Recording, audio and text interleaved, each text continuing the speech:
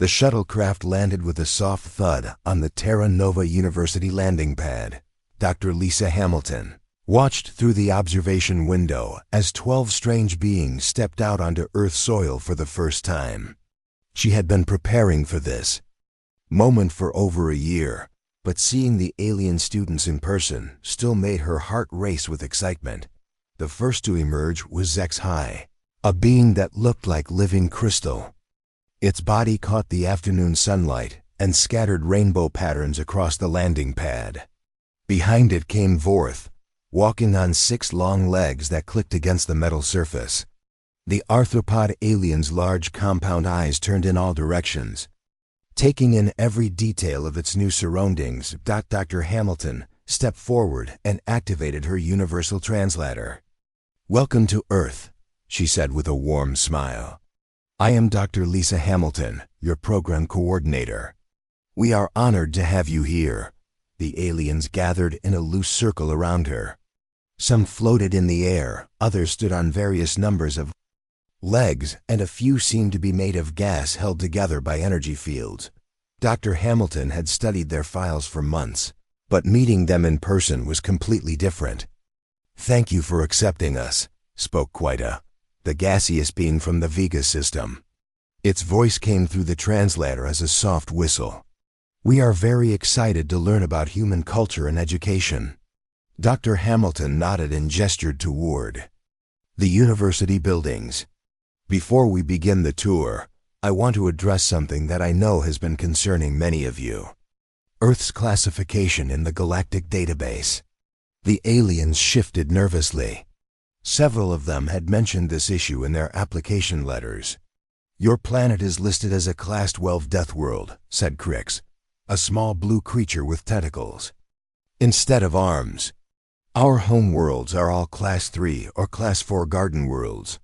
We do not understand how intelligent life could develop on such a dangerous planet." Dr. Hamilton had expected this question. She had spent weeks preparing her answer. "I understand your concern. Earth does have many challenges that your worlds do not. But I think you will find that these challenges have made humans very good at solving problems and adapting to new situations." She led the group toward the main campus building. As they walked, the aliens looked around with obvious worry. A light breeze rustled the leaves in nearby trees, causing several aliens to jump in alarm. "The atmosphere moves here," observed Texan, a tall gray being with 4 arms. "On my world, the air is always still. We call it wind," explained Dr. Hamilton. "It is caused by differences in air temperature and pressure. It helps spread seeds from plants and keeps our air fresh." The aliens did not look convinced that moving air was a good thing. As they entered the main building, Dr. Hamilton noticed several human students watching the group with curiosity. She had briefed the entire campus about the exchange program, but this was still the first time most humans had seen aliens in person. "Dr. Hamilton," called a voice from across the lobby. Jake Morrison, one of the student guides she had selected, jogged over to join them. His casual manner and easy smile seemed to relax some of the more nervous aliens. "Everyone, this is Jake Morrison. He will be one of your student guides during your time here." Dr. Hamilton turned to Jake. "Jake, please meet our exchange students from the Galactic Educational Consortium." Jake waved at the group. "Hey everyone. Welcome to Earth. I hope you have an amazing time here." The simple greeting seemed to surprise the aliens. They had been expecting something more formal. "Is this how humans normally greet strangers?" asked Vorth, tilting its arthropod head to one side. "Pretty much," Jake replied with a grin. "We try to keep things friendly and relaxed." Amy Carter arrived a few minutes later, slightly out of breath. "From running across campus. Sorry I'm late," she said. "My chemistry lab ran over time." Dr. Hamilton made the introductions again. Amy's enthusiasm was infectious, and soon she was chatting easily with several of the aliens about their home worlds. "So you've never experienced weather changes?" Amy asked HFY. "Like rain or snow or storms?" Our world has artificial climate control, the crystal being replied. Temperature and humidity are kept at optimal levels at all times. Weather variations would be considered a system malfunction. Amy and Jake exchanged glances. They had grown up with thunderstorms, snow days, and seasonal changes. The idea of controlled weather seemed strange to them. Dr. Hamilton led the group to the conference room, where she had prepared an orientation presentation. As they settled into chairs or onto special platforms for those who could not sit, she activated the holographic display. The Galactic Educational Consortium has selected each of you to represent your species in this historic exchange program. She began. You are the first aliens to study on Earth, just as our human students will soon be the first to study on your worlds. The presentation showed images of various Earth locations, cities, forests, mountains, and oceans. With each image, the aliens seemed to grow more concerned. These tall structures, said Mortex, pointing at a picture of the New York skyline. Are they natural rock formations? No, those are buildings, explained Jake. Humans built them to live and work in. But they are so high, Mortex continued. What if they fall down? They're engineered to be very stable, Amy assured the worried alien. Some of them have been standing for over 100 years. Dr. Hamilton clicked to the next slide, which showed a graph of Earth's gravitational force compared to the aliens' home worlds. As you can see, Earth's gravity is significantly stronger than what most of you are used to. We have gravity adjustment chambers in your dormitory rooms, and you can use anti-gravity belts during activities if needed. Several aliens looked relieved at this news. The atmospheric composition is also different, Dr. Hamilton continued. Earth's air contains more oxygen than most of your worlds. This might make you feel energetic at first, but it can also be overwhelming. Please let us know if you experience any discomfort. Quite erased what might have been a hand. We have. Read that humans consume poisonous substances for pleasure. Is this true? Dr. Hamilton paused. What substances are you referring to? The chemical called caffeine, Quieter replied. Our analysis shows it is toxic to most known life forms. Jake laughed. Oh, you mean coffee and tea? Yeah, we drink those every day. Want to try some? The aliens recoiled in horror. It's really not dangerous to humans, Amy explained quickly. Our bodies process caffeine differently than yours would. What might be harmful to you is perfectly safe for us. Dr. Hamilton realized this was going to be a common theme throughout the exchange program. Things that humans took for granted would seem impossible or dangerous to their alien guests. This is exactly why this exchange program is so valuable, she said. We all have different ways of living and surviving. By learning from each other, we can better understand the diversity of life in the galaxy. The orientation continued for another hour, covering practical matters like meal schedules, communication protocols, and emergency procedures. Dr. Hamilton noticed that the aliens seemed most concerned about the emergency procedures. What types of emergencies should we expect? Asked Crix nervously. Standard things, Jake replied casually. Fire alarms, severe weather warnings, maybe an earthquake drill. The alien stared at him in shock. Earthquakes? Whispered Texan. The ground moves here? Sometimes, Amy said. But don't worry. The buildings are designed to handle it, and we practice what to do. By the end of the orientation, Dr. Hamilton could see that the aliens were both fascinated and terrified by their new environment. This was going to be an interesting semester. As the group prepared to head to their dormitories, Vorth approached Dr. Hamilton privately. Doctor, the arthropod said quietly, are humans aware that they live on one of the most dangerous planets in known space? Dr. Hamilton smiled. We just call it home. The bus ride to Yellowstone National Park took 6 hours. Steve Johnson, the park ranger who would be their guide, sat in the front seat reviewing his notes. He had been a Marine for 12 years before becoming a park ranger, and he thought he had seen everything. But leading a group of alien students through one of Earth's most active geological areas was a new experience even for him. The alien students pressed their faces against the bus windows as they drove through the countryside. Every mountain, every river, every cloud in the sky seemed to worry them. Dr. Hamilton sat near the back, quietly observing their reactions and taking notes. "The landscape keeps changing," observed Zexhai, the crystal being. "On my world, everything stays the same for thousands of years." "That's because your world is geologically stable," explained Amy Carter, who sat across the aisle. "Earth is still very active. The mountains are still growing, rivers change course, and the weather patterns shift with the seasons." Vorth clicked its mandibles nervously. "You mean the planet is still forming?" "In a way, yes," Jake Morrison replied from his seat near the front.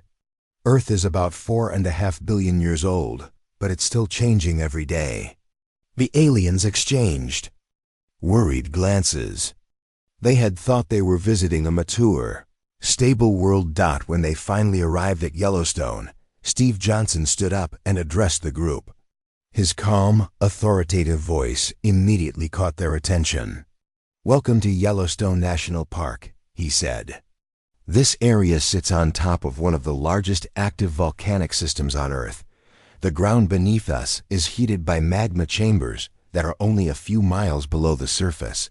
Several aliens immediately activated their emergency communication devices. "Should we evacuate?" asked Crix, the small blue creature with tentacles. Steve chuckled. "No need for that. This volcano hasn't had a major eruption in over 70,000 years. We monitor it constantly, and it's perfectly safe for visitors." The aliens did not look convinced that anything involving magma could be safe. Their first stop was the Old Faithful Visitor Center. Through the large windows they could see the famous geyser area with crowds of human tourists sitting on benches and taking pictures. "Those humans are sitting very close to the thermal features," noted Quinta, the gaseous being. "Are they not concerned about the extreme temperatures?" "The walkways and viewing areas are designed to be safe," Steve explained. "We've been studying these geysers for over 150 years. We know exactly how they behave." As if on cue, Old Faithful began to rumble. The aliens watched in horror as steam started rising from the ground. The human tourists around the geyser became more excited, pointing cameras and phones toward the growing disturbance. Then Old Faithful erupted. A column of boiling water and steam shot nearly 200 feet into the air. The sound was like a massive train engine. The aliens screamed and tried to run, but there was nowhere to go inside the visitor center. Several of them activated their personal force fields. The human tourists applauded and cheered. "It's beautiful," said a small human child standing near the window. The aliens stared in complete disbelief. Texan, the tall gray being with 4 arms, slowly lowered his emergency beacon. "The humans... they enjoy this?" "Old Faithful erupts about every 90 minutes, Steve said calmly. "It's been doing this for hundreds of years. People come from all over the world to see it. But the heat, the pressure, the unpredictable nature of it," stammered Mortex. "How do you know it will not explode and kill everyone?" Steve smiled. "Because we understand how it works. Geysers need 3 things: heat, water, and a specific type of underground plumbing system. When the conditions are right, they erupt. When they're not, they don't. It's actually very predictable once you know what to look for." After the geyser show, Steve led the group outside for a walking tour of the thermal features. The aliens stayed in a tight cluster as far from the steaming pools and hot springs as possible. The human tourists, meanwhile, walked casually along the designated paths, often stopping to take selfies with the colorful pools in the background. "The colors in the water," observed Zexhai. "Are they natural?" "Those are caused by different Types of bacteria that live in the hot water, Amy explained. Each type of bacteria can survive in different temperatures, so the colors tell us how hot each pool is. Living organisms exist in boiling water? Vorth asked in amazement. Some. Bacteria on Earth can survive in temperatures that would melt metal, Jake added. Life here is incredibly adaptable. The hiking portion of their field trip began after lunch. Steve led them on what he called an easy trail through the forest. The aliens, still wearing their anti-gravity belts to help with Earth's heavy gravity, struggled to keep up even on the gentle path. About 30 minutes into the hike, Steve suddenly stopped and held up his hand for silence. The aliens immediately panicked, thinking some disaster was about to occur. "What is the emergency?" whispered Crix. Steve pointed through the trees. About 50 yards away, a massive brown shape was moving through the underbrush. It was a grizzly bear, easily weighing 400 pounds, focused on a patch of berry bushes. The aliens froze in terror. Several of them reached for their emergency teleportation devices. On their worlds, any creature larger than a house cat was considered extremely dangerous. Amy Carter calmly stepped forward and spoke in a normal voice. "Hey, bear," she called out in a firm but non-threatening tone. "We're just passing through." The bear looked up from its berries, observed the group for a moment, then went back to eating. "Amy, step back slowly," Steve instructed quietly. "Everyone else, make yourselves look bigger and speak in calm voices. No sudden movements." The aliens watched in amazement as the humans followed these instructions without panic. Amy backed away from the bear while maintaining eye contact. Jake and the other humans spread out slightly and spoke in low, steady voices. "We're not a threat," Jake said to the bear. "Just keep eating your berries." The bear, apparently deciding that berries were more interesting than a group of strange-smelling creatures, continued its meal and gradually moved away from the trail. "Is it gone?" asked Quinta after several minutes of silence. "It was never really here for us," Steve explained. "Bears are usually more interested in food than in bothering people. As long as we don't surprise them or get between them and their cubs, they generally leave us alone." "You have protocols for encountering apex predators?" Mortex asked in disbelief. "Bears aren't really apex predators," Amy corrected. "They're omnivores.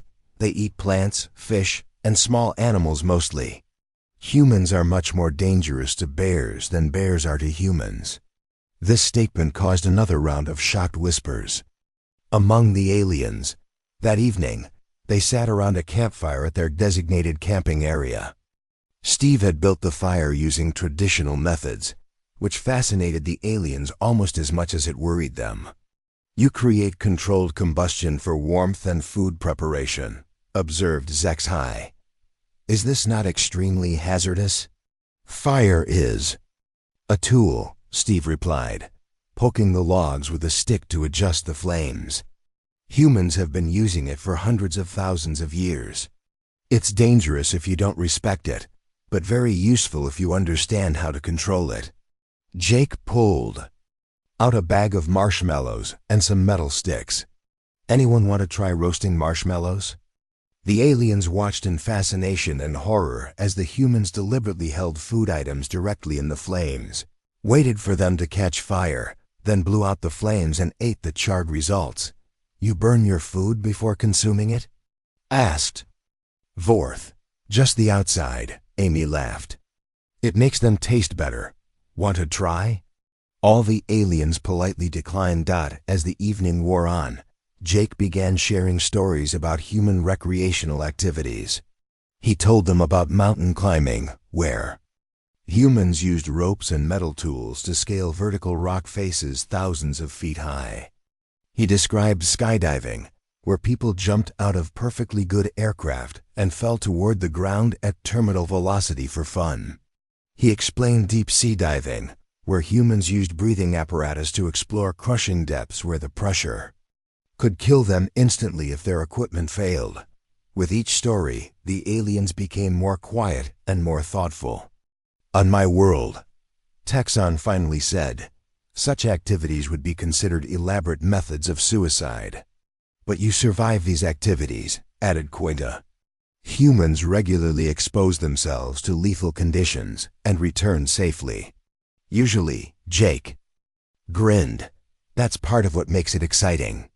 Dr. Hamilton, who had been quietly listening to the conversation, decided it was time to offer some perspective. "What you're seeing," she told the aliens, "is that humans have learned to calculate risk rather than simply avoid it. We study dangerous situations, develop safety procedures, and train extensively before attempting challenging activities." "But why?" asked Crix. "Why not simply avoid danger altogether?" Steve poked the fire again, sending sparks up into the night sky. "Because avoiding all risk means avoiding all growth. Every challenge we overcome makes us stronger and smarter. Every problem we solve teaches us something new." The aliens sat in contemplative silence, watching the flames dance and listening to the sounds of the forest around them. Somewhere in the darkness, an owl hooted. On their worlds, such sounds would indicate a system malfunction or a security breach. Here, it was just another part of the natural symphony that humans called peaceful. The alien students stared up at the towering buildings of New York City from inside their bus. Even with their anti-gravity belts helping them adjust to Earth's heavy gravity, they felt small and overwhelmed by the massive structures that stretched toward the sky like metal and glass mountains. "These cannot be natural formations," said Vorth, pressing its compound eyes against the window. "No geological process could create such perfect vertical lines." "They're not natural," explained Jake Morrison, who had made this trip many times before. "Humans built all of these buildings. Some of them are over 100 stories tall." The arthropod alien's mandibles clicked nervously. "But what prevents them from falling over?" "Engineering," Amy Carter replied simply. "Humans have been building tall structures for thousands of years. We know how to make them stable." Dr. Lisa Hamilton watched the aliens' reactions as their bus navigated through the busy streets. Cars, trucks, and buses moved in organized patterns around them. Thousands of humans walked along the sidewalks, going about their daily business, without seeming to notice the incredible complexity of their urban environment. "So many individuals in such a small space," observed Quita, the gaseous being. "On my world, more than 50 people in one location would cause immediate territorial conflicts." "About 8 million people live in this city," Jake said casually. "On a busy day, there might be 10 million people here when you count visitors and workers from other areas." Several aliens activated their emergency communication devices before remembering that this was apparently normal for humans. The bus stopped at the first host family location. Paul Chun stepped out of his apartment building and waved at the group. He was a software engineer who had volunteered to host an alien student for the week. His wife Lisa worked as a teacher, and their 16-year-old daughter Katie was excited to meet beings from another world. "Welcome to New York," Paul said as Vorth carefully climbed down from the bus. "We're honored to have you stay with us." The arthropod alien looked up at the 30-story apartment building. "You live in this vertical structure?" 23rd floor, Katie Chun said cheerfully. "The view is amazing." As the other aliens were matched with their host families, Dr. Hamilton reminded everyone to meet at the subway station the next morning for their city tour. The aliens looked confused about what a subway might be, but they were too overwhelmed to ask more questions. The next morning, Katie Chen led Vorth through the crowded subway entrance.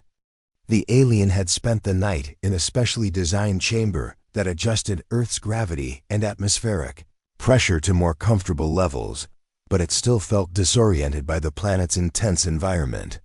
"Stay close," Katie advised as they descended the stairs.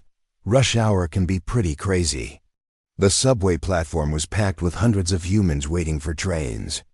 The aliens clustered together nervously while their human guide stood calmly among the crowd.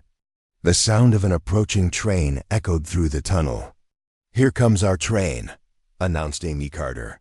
The subway train burst out of the tunnel like a metal beast, its brakes screaming as it slowed to a stop. The aliens jumped backward in alarm, but the humans simply stepped forward to board. "This transportation system travels through tunnels beneath the city?" asked Texan, the tall gray being with 4 arms. "Miles and miles of tunnels," confirmed Jake. "The subway system is over 100 years old. It carries about 5 million passengers every day." The aliens hesitantly boarded the train car. As soon as the doors closed, they gripped whatever they could find to hold onto. The train lurched forward and began picking up speed. "We are traveling beneath millions of tons of earth and rock," Zexhai observed, its crystalline body reflecting the train's fluorescent lights. "What if the tunnels collapse?" "The tunnels are reinforced with concrete and steel," Paul Chun explained. Patiently. "They're inspected regularly and maintained by teams of engineers. This system has been running safely for decades." Halfway through their journey, the train suddenly shuddered and the lights flickered. The aliens prepared for what they assumed would be a catastrophic tunnel collapse. The human passengers barely looked up from their phones and newspapers. "Ladies and gentlemen," came an announcement over the train speakers, "we are being held momentarily by train traffic ahead of us. We should be moving shortly." "Is this a normal occurrence?" asked Mortex nervously. "Pretty much," replied a human businessman sitting nearby. "I take this train every day. Sometimes there are delays." Few minutes later, the train started moving again. But then something else happened that made the aliens truly panic. The entire train car began to shake back and forth. Books fell from people's hands, and several passengers had to grab handrails to keep their balance. "Earthquake," someone said.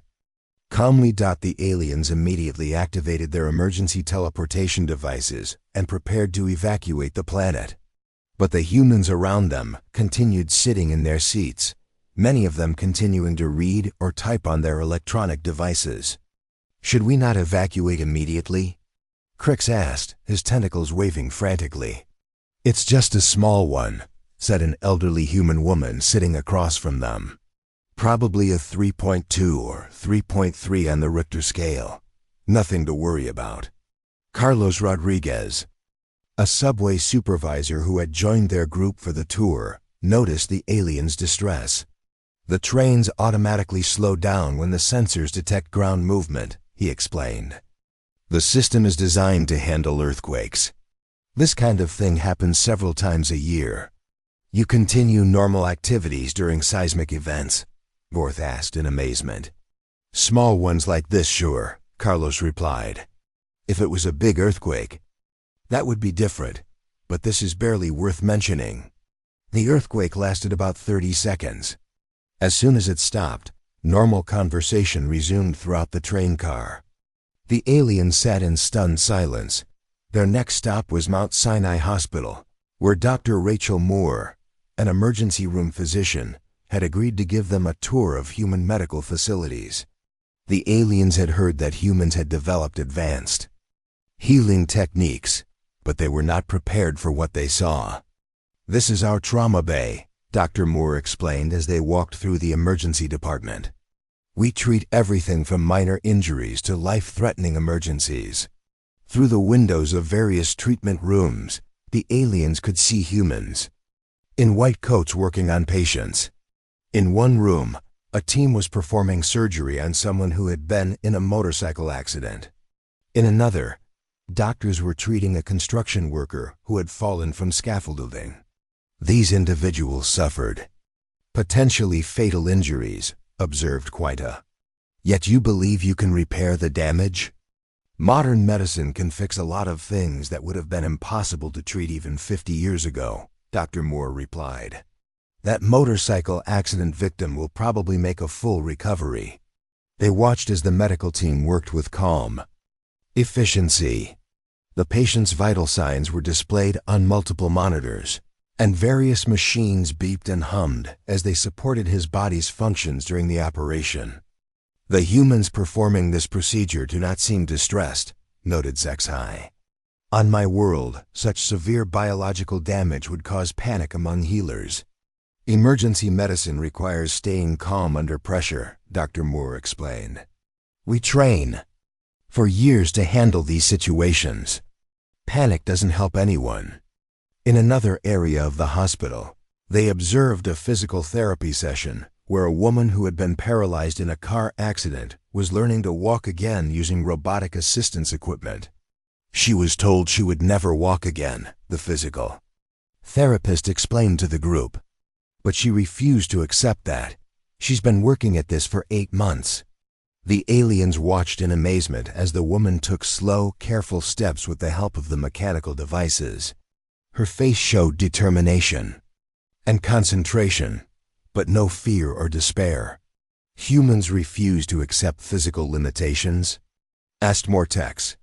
We prefer to think of them as challenges to overcome, the therapist replied. The human body is remarkably adaptable.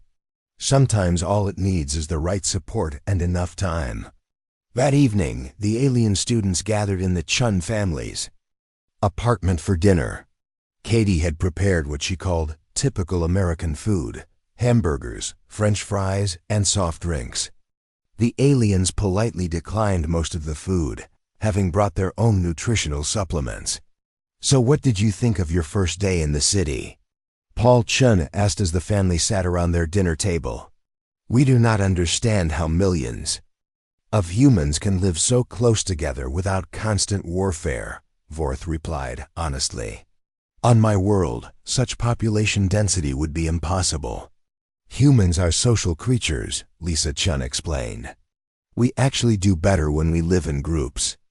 Cities allow us to share resources, knowledge, and culture more efficiently. But the dangers, Crix added. The unstable ground, the tunnels that could collapse, the vertical structures that could fall over. How do you function with so many threats? Katie laughed. I guess we don't think of them as threats. They're just part of living here.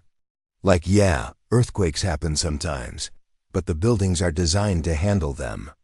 The subway tunnels are safe because engineers make sure they stay that way. You trust your fellow humans to maintain these safety systems? Asked Texan. Of course, Paul replied. That's how society works. We all depend on each other. Professor Daniel Wright stood before the massive skeleton of a Tyrannosaurus Rex in the Natural History Museum. The alien students stared up at the ancient predator's skull, its teeth as long as their fingers. Several of them had activated their personal force fields without thinking. This creature lived on Earth 65 million years ago, Professor Wright explained. It was one of many large predators that ruled the planet before humans existed. Humans evolved on a world populated by such monsters? Asked Zexhai, its crystalline body reflecting the museum's lights nervously. Not exactly, the professor replied with a smile. By the time human ancestors appeared, these dinosaurs had been extinct for millions of years. But Earth has always been home to dangerous creatures. Humans learned to survive alongside them. He led the group to the next exhibit, which showed the evolution of human ancestors over millions of years. The aliens gathered around the display cases, studying the skulls and tools that told the story of human development. Your earliest ancestors were quite small, observed Vorth, examining a replica of an early hominid skeleton. How did such fragile beings survive among the large predators of their time? Professor Wright pointed to a display showing stone tools. Intelligence and cooperation. Early humans made weapons, used fire, and worked together in groups. A single human might not be able to fight a large predator, but a group of humans with spears and fire could drive away almost anything. The next section of the exhibit focused on human migration patterns. A large map showed how humans had spread across Earth's continents, adapting to every possible environment. Humans lived in frozen wastelands? Asked Mortex, studying images of early Inuit settlements. And scorching deserts, added Amy Carter, pointing to another display. And tropical rainforests, high mountains, and everywhere in between. Humans are one of the few species on Earth that can survive in every climate zone. But how? Quita wondered. Most species are adapted to very specific environments. Humans adapt by changing their behavior and tools instead of evolving new body parts, Professor Wright explained. In cold climates, they learn to make warm clothing and shelters. In hot climates, they found ways to stay cool and conserve water. Instead of growing thick fur or developing heat resistance over thousands of generations, humans just figured out solutions within their own lifetimes. The aliens exchanged meaningful looks. On their worlds, adaptation meant slow evolutionary changes over millennia. The idea of rapid behavioral adaptation was completely foreign to them. The most shocking exhibit came next.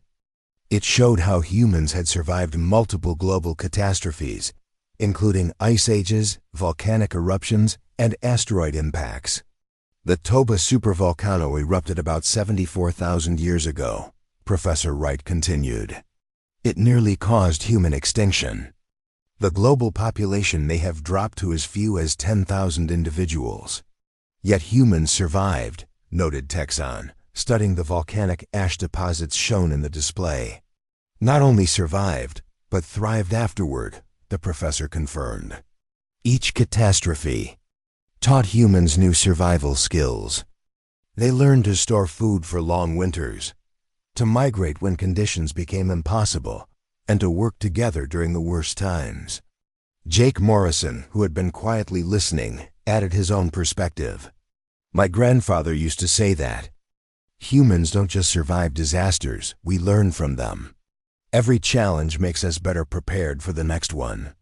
After the museum, Professor Wright took the group to a nearby fitness center where they could observe modern human physical training. The aliens were not prepared for what they saw. The gym was full of humans, voluntarily subjecting themselves to intense physical stress. They lifted weights that were multiples of their own body weight, ran on machines that went nowhere, and performed exercises that looked like torture to the alien observers. Monica Davis, the head trainer, greeted the group enthusiastically. Welcome to CrossFit Central. Are you here to work out? The aliens recoiled at the suggestion. We are here to observe human physical conditioning practices, Dr. Hamilton explained diplomatically. Monica nodded and began explaining what they were seeing. That woman over there is deadlifting 250 pounds. The man on the rowing machine is simulating an intense water rescue scenario. Those people doing burpees are working on their cardiovascular endurance and full body strength. They appear to be in distress, observed Crix, watching a human whose face was red and covered with sweat as he performed pull-ups. That's just what hard work looks like, Monica replied. The human body gets stronger when you push it beyond its comfort zone. We call it progressive overload. She led them to another area where a group was practicing martial arts. The aliens watched in amazement as humans deliberately practiced fighting techniques, learning to defend themselves and disable opponents. You train for combat even during peaceful times? Asked Vorth. Better to know how to fight and never need it than to need it and not know how, replied one of the martial arts students during a break. Plus, it keeps us in great shape and teaches discipline. Amy Carter pointed to another section of the gym where people were practicing rock climbing on an artificial wall. See how they're training their grip strength and problem-solving skills at the same time. Humans like activities that challenge both the body and the mind. The aliens noticed that despite the obvious physical stress, the humans seemed happy. They talked and laughed with each other, encouraged teammates who were struggling, and celebrated personal achievements. They enjoy this suffering? Quita asked in confusion. It's not suffering if you choose it, Monica explained. When you push your limits voluntarily, it feels completely different from being forced into a difficult situation. It builds confidence and mental toughness along with physical strength. Their next stop was a military base where Sergeant Kevin Murphy had arranged a demonstration of human tactical capabilities. The aliens watched from a safe distance as Marine recruits performed training exercises. "These individuals are preparing." "For warfare?" asked Mortex nervously. "They're preparing for any situation that might require quick thinking, teamwork, and physical capability," Sergeant Murphy replied. "Military training pushes people to their limits so they can function effectively under extreme stress." The demonstration began with an obstacle course. The aliens watched as humans crawled under barriers, climbed over walls, and worked together to overcome challenges that seemed impossible for individual humans to complete alone. "Notice how they help each other," Dr. Hamilton pointed out. "The fastest runners wait for the others. The strongest individuals help carry equipment for those who are struggling. No one succeeds unless everyone succeeds," Sergeant Murphy confirmed. "That's the foundation of military teamwork." The most impressive part came when the recruits faced a simulated crisis scenario. They had to work together to rescue wounded teammates while under time pressure and dealing with constantly changing conditions. "They adapt their plans in real time," observed Zexai. "When the original strategy fails, they immediately develop new approaches. That's what humans do best," Sergeant Murphy said with obvious pride. "We train for the unexpected. No plan survives contact with reality, so we train people to think on their feet and work together no matter what happens." After the demonstration, one of the recruits, a young woman named Kelly, approached the group. "Excuse me," she said to the aliens, "I heard you were students from other planets. What's military training like on your worlds?" The aliens exchanged uncomfortable glances. "Our worlds do not require military training," Texan replied. "We have not experienced warfare for thousands of years." Kelly looked puzzled. "How do you prepare for emergencies then? Natural disasters, equipment failures, accidents?" "Our technology prevents most emergency situations," Vorth explained. "When problems occur, automated systems handle them." "But what if the automated systems fail?" Kelly persisted. The aliens had no answer for this question. That evening, the group gathered for dinner at a restaurant near the base. As they ate, Professor Wright summarized what they had learned. "Today you saw 3 important aspects of human development," he said. "First, our evolutionary history shows that humans have always faced and overcome serious challenges. Second, modern humans voluntarily seek out difficult experiences to maintain their physical and mental capabilities. Third, humans train constantly for situations they hope will never occur." "Why?" asked Crix. "If your technology can prevent most problems, why maintain these primitive survival skills?" Jake took a sip of his coffee before answering. "Because technology can fail, systems can break down. When that happens, humans need to be ready to solve problems with nothing but their minds, their bodies, and their ability to work together." Amy nodded in agreement. "My grandmother lived through a major hurricane that knocked out power for 3 weeks. She said the people who survived best were those who knew how to do things the old-fashioned way. Growing food, purifying water, building shelters, taking care of injuries. Humans prepare for the worst-case scenario," Dr. Hamilton added. "We hope our technology will protect us, but we don't depend on it completely. We maintain backup skills, backup plans, and backup systems for everything important." Sergeant Murphy joined the conversation. The storm clouds gathered quickly over Terra Nova University, turning the afternoon sky dark gray. Lightning flashed in the distance, followed by deep rumbles of thunder. The alien students stood at the windows of their dormitory, watching the approaching weather with growing terror. "We should evacuate immediately," said Crix, activating his emergency communication device. "The atmospheric disturbance is massive." The Williams family, who were hosting ZXHI for the final week of the exchange program, looked confused by the aliens' panic. Tom Williams was grading papers at the kitchen table while his wife Maria prepared dinner. Their 8-year-old daughter, Sophie, was playing with building blocks on the living room floor, and their teenage son Alex was doing homework. "It's just a thunderstorm," Maria said calmly. "They're pretty common this time of year." The first drops of rain began hitting the windows, quickly growing into a steady downpour. The wind picked up, making the trees outside sway back and forth. Thunder crashed directly overhead, causing all the aliens to activate their personal force fields. "Mom, can I go play in the rain?" Sophie asked, pressing her nose against the window. "After dinner, sweetie," Maria replied without looking up from her cooking. "And you'll need your raincoat." ZXHI stared at the human child in disbelief. The young human wishes to expose herself to the electrical storm? "She loves playing in puddles," Alex explained, not even looking up from his homework.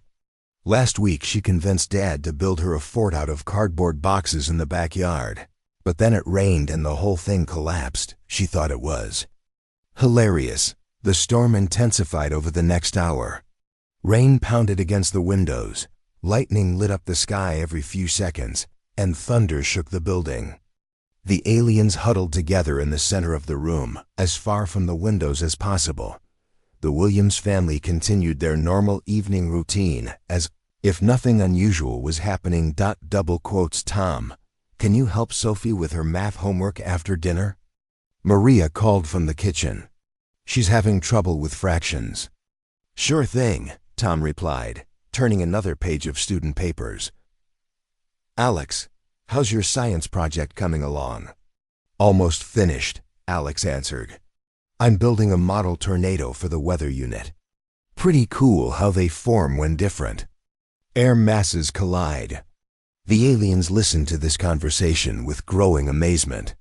The humans were discussing weather phenomena as academic subjects while being actively threatened by those same phenomena. Dr. Jennifer Torres arrived at the Pandajunta dormitory the next morning to take the group on their final field trip.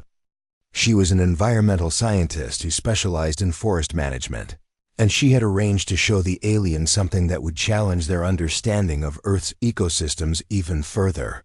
"We're going to witness a controlled burn today," she explained as they boarded the bus. "It's a forest management technique that humans use to prevent larger, more destructive fires." The aliens immediately panicked. "You intentionally create combustion events in vegetation areas?" asked Mortex in horror. "Fire is a natural part of forest ecosystems," Dr. Torres explained patiently. "Many plants actually need periodic fires to reproduce properly.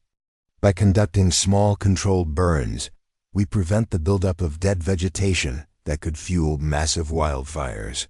They drove to a state forest where a team of firefighters was preparing for the controlled burn.